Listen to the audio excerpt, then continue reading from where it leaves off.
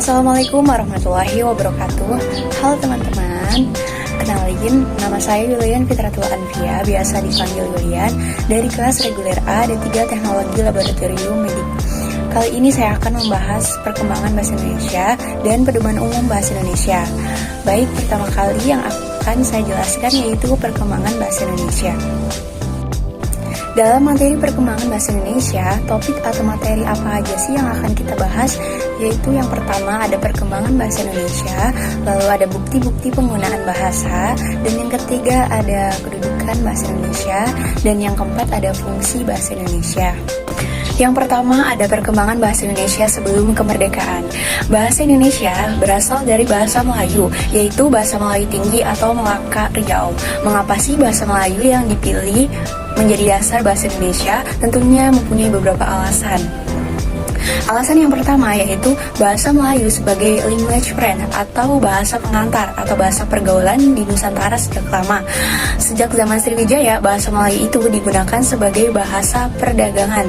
Pada saat itu, masyarakat Indonesia sudah banyak mengenal bahasa Melayu. Oleh karena itu, bahasa Melayu menjadi bahasa yang dapat dipahami dan digunakan oleh masyarakat dari berbagai suku yang memiliki bahasa ibu berbeda-beda.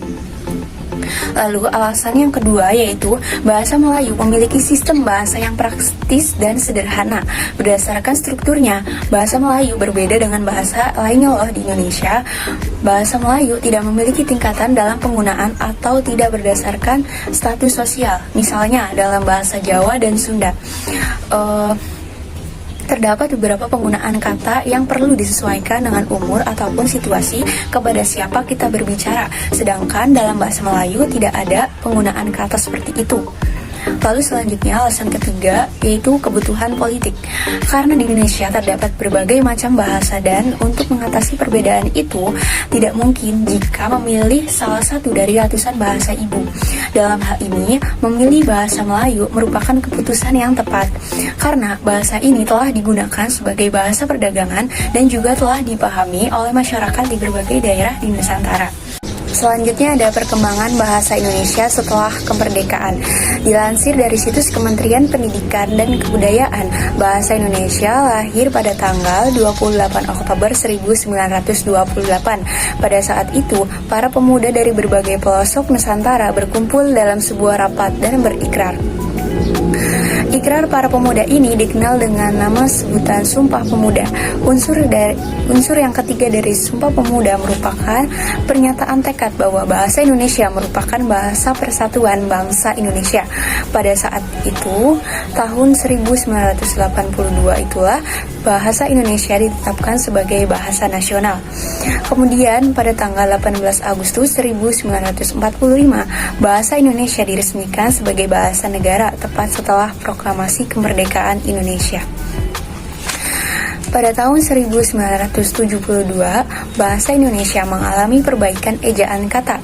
Perbaikan ini dinamakan Ejaan Bahasa Indonesia yang disempurnakan atau EYD. Ejaan ini diresmikan pemakaiannya pada tanggal 16 Agustus 1972. Peresmian ini dikuatkan dengan putusan Presiden nomor 57 tahun 1972. Pada perkembangan berikutnya lahirlah Ejaan Bahasa Indonesia atau EB yang diterbitkan oleh Badan Perkembangan dan Pembinaan Bahasa Kementerian Pendidikan dan Kebudayaan pada tahun 2016.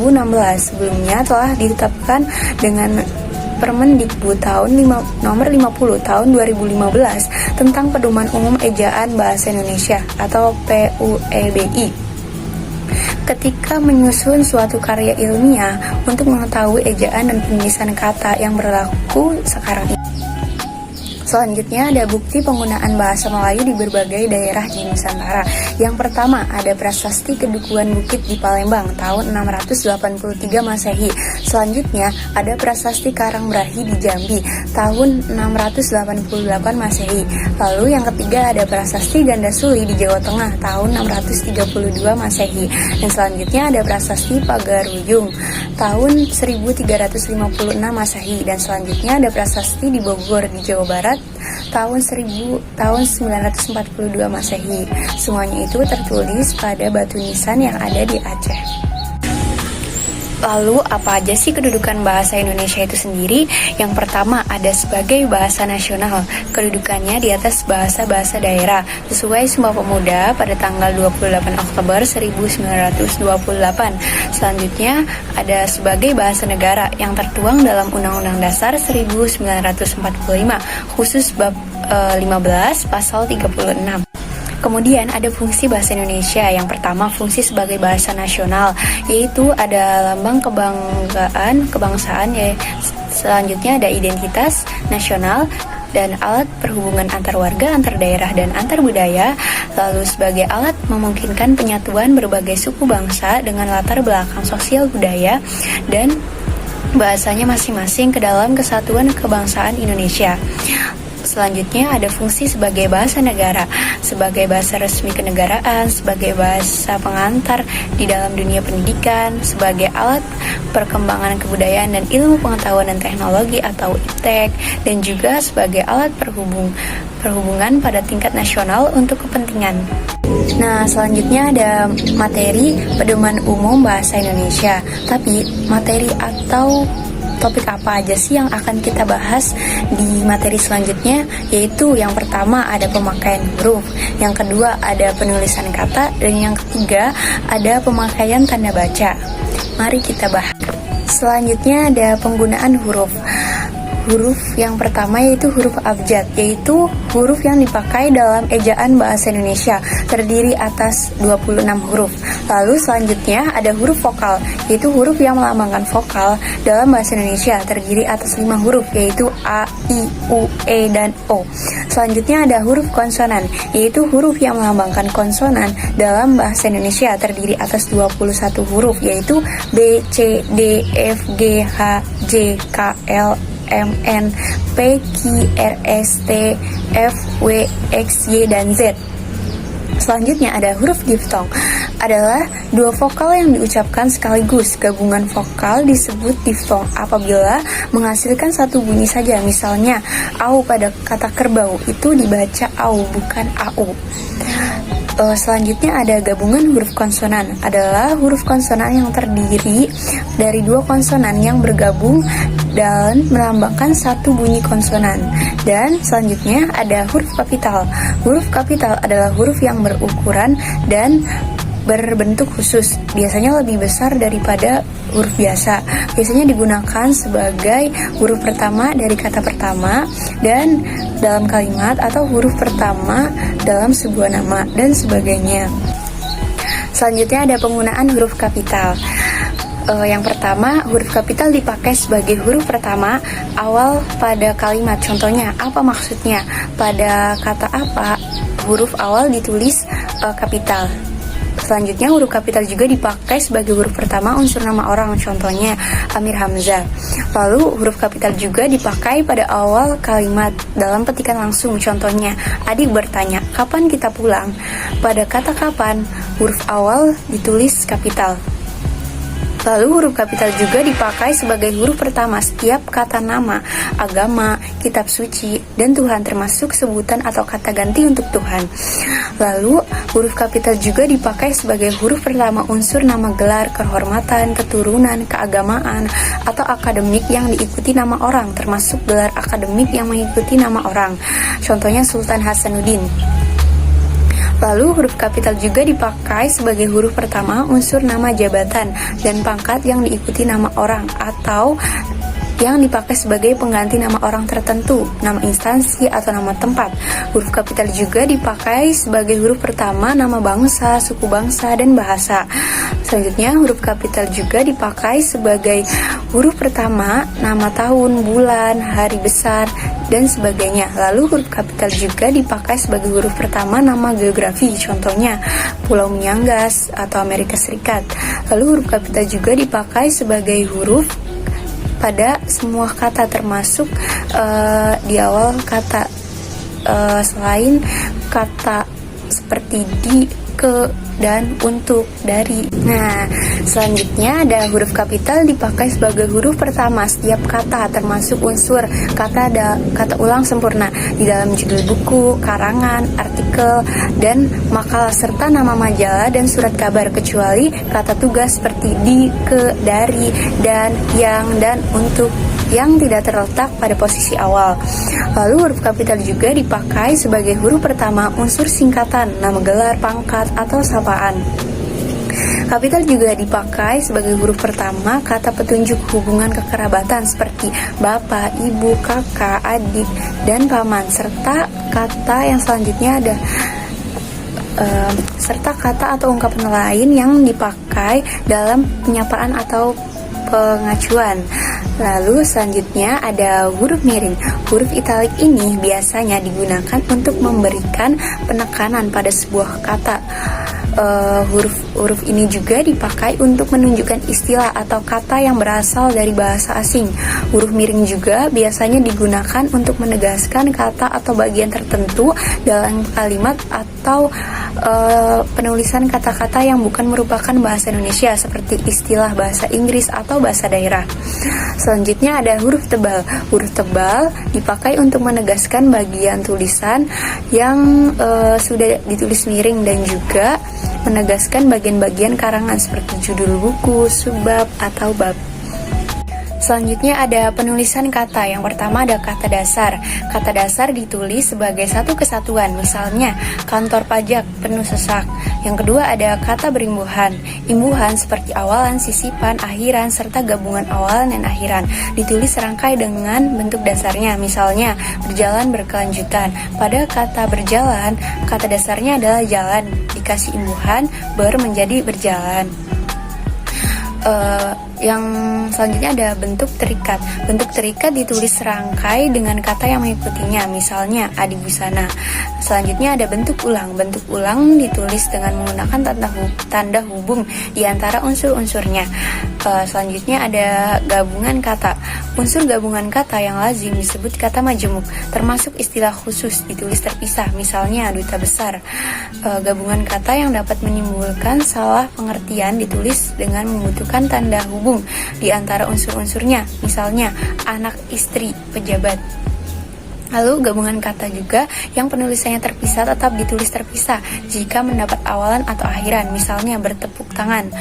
Gabungan kata juga yang mendapat awalan dan akhiran sekaligus ditulis serangkai, misalnya dilipat gandakan. Selanjutnya ada kata depan. Kata depan seperti di, ke, dari ditulis dipisah dari kata yang mengikutinya seperti di mana, di rumah. Selanjutnya ada kata ganti.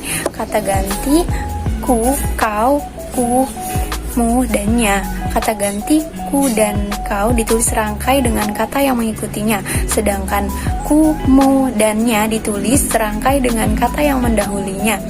Misalnya, rumah itu telah kujual. Selanjutnya ada kata sandang, si dan sang. Kata si dan sang ditulis terpisah dari kata yang mengikutinya, misalnya surat itu dikembalikan kepada si pengirim. Yang selanjutnya ada pemenggalan kata. Pemenggalan kata pada kata dasar. Pemenggalan kata turunan sedapat-dapatnya dilakukan di antara bentuk dasar dan unsur pembentuknya, misalnya berjalan, mempertanggungjawabkan.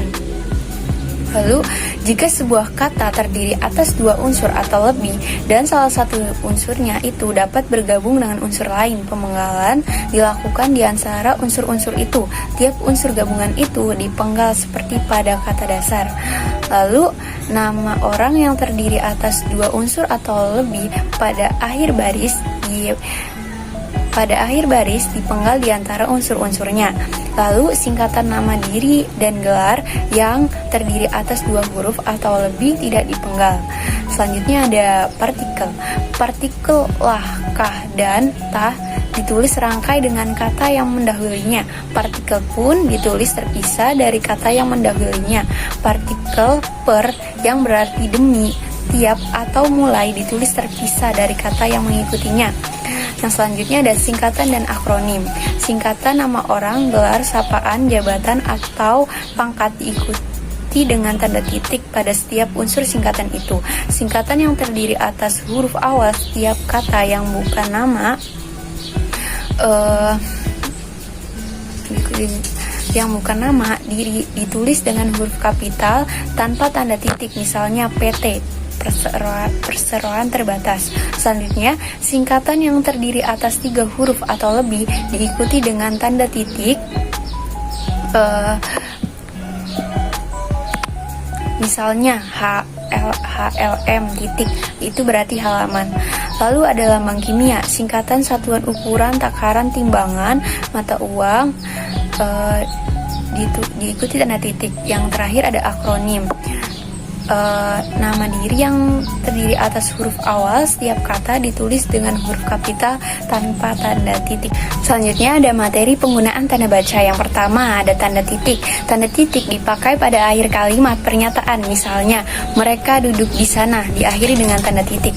Kemudian tanda titik juga dipakai di belakang angka atau huruf dalam satu bagan ikhtisar atau daftar, misalnya A.1 kondisi kebebasan. Lalu tanda titik juga dipakai dalam daftar pustaka di antara nama penulis, tahun, judul, tulisan yang tidak berakhir dengan tanda tanya atau tanda seru, dan tempat terbit. Tanda titik juga dipakai untuk memisahkan bilangan ribuan atau kelipatannya yang menunjukkan jumlah. Yang selanjutnya ada tanda koma. Tanda koma adalah tanda dipakai di antara unsur-unsur dalam suatu pemerincian atau pembilangan. Tanda koma juga dipakai sebelum kata penghubung seperti tetapi, koma, melainkan, koma, dan sebagainya. Misalnya, saya ingin membeli kamera, koma, tetapi uang saya belum cukup. Selanjutnya, tanda koma dipakai untuk memisahkan anak kalimat yang mendahului induk kalimatnya. Tanda koma juga dipakai di belakang kata atau ungkapan penghubung antar kalimat seperti oleh karena itu, jadi, dan sebagainya. Tanda koma juga dipakai sebelum dan atau sesudah kata seru. Yang selanjutnya, tanda seru. Tanda seru dipakai untuk mengakhiri ungkapan atau pernyataan yang berupa seruan atau perintah yang menggambarkan kesungguhan, ketidakpercayaan atau emosi yang kuat. Misalnya, alangkah indahnya tanaman laut di Bunaken. Selanjutnya ada tanda titik koma.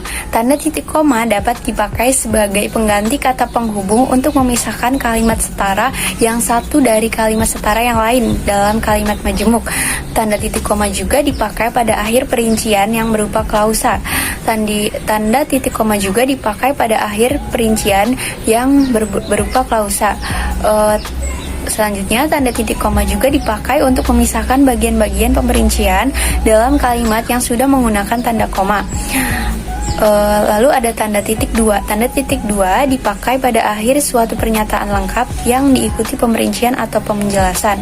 Tanda titik dua juga tidak dipakai jika perincian atau penjelasan itu merupakan pelengkap atau mengakhiri pernyataan. Tanda titik dua dipakai sesudah atau ungkapan yang memerlukan perincian, misalnya ketua titik dua Ahmad. Tanda titik dua juga dipakai dalam naskah drama. Lalu ada tanda hubung. Tanda hubung dipakai untuk menandai bagian kata yang terpenggal oleh pergantian baris. Tanda hubung juga dipakai untuk menyambung unsur kata ulang. Selanjutnya, tanda hubung juga dipakai untuk menyambung tanggal, bulan, dan tahun, dan dinyatakan dengan angka atau menyambung huruf dalam kata yang dieja satu.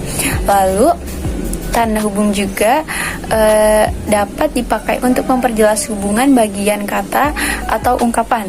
Selanjutnya, tanda hubung juga dipakai untuk merangkai unsur bahasa Indonesia dengan unsur bahasa daerah atau bahasa lain. Selanjutnya ada tanda pisah. Tanda pisah dapat dipakai untuk membatasi penyisipan kata atau kalimat yang memberi penjelasan di luar bangun kalimat.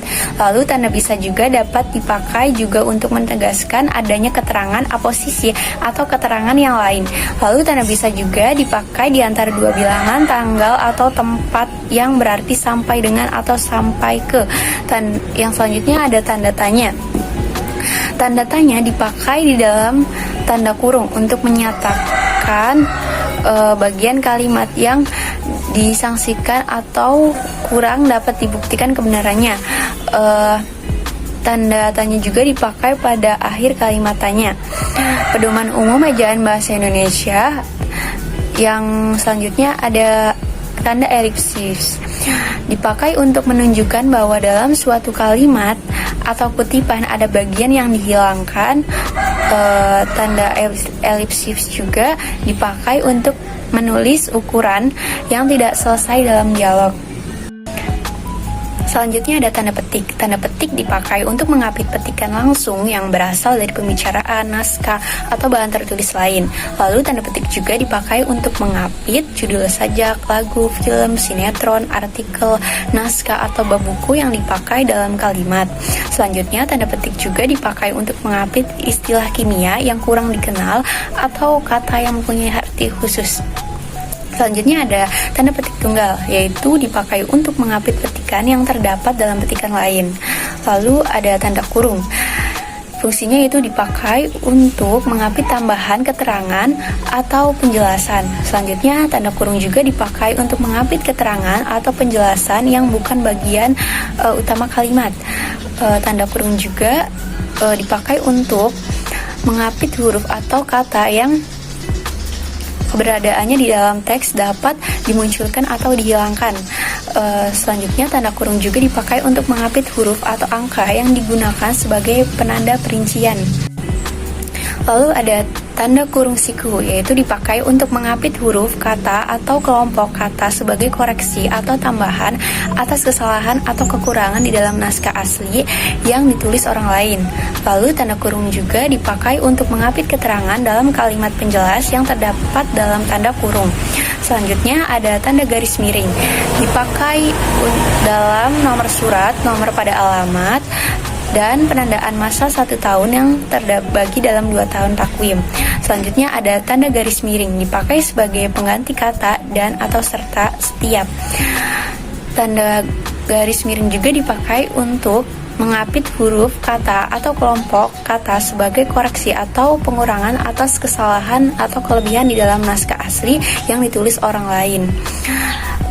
Yang terakhir ada tanda penyikat, yaitu dipakai untuk menunjukkan penghilangan bagian kata atau bagian angka tahun dalam konteks tertentu.